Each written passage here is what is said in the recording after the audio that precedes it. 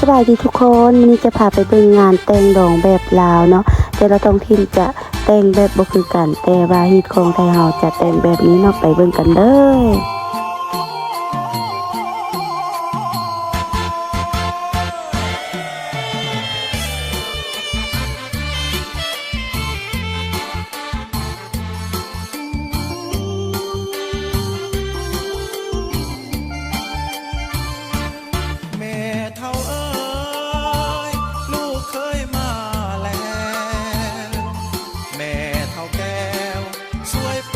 ประตูให้แด่มือสั่นวันดีเพื่อนฟูงและเท่าแก่พร้อมพากันแห่ลูกเขยแม่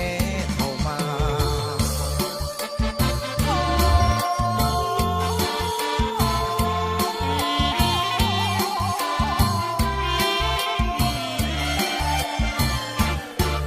เจ้าสาวคงคอยหัวใจเลื่อนลอยเฝ้าคอยวิวาโอ้นวลน้องเปิดประตูของข้าโอ้นวลน้องเปิดประตูของข้าเตรียมเข้าวิวาสมปรารถนาดังใจ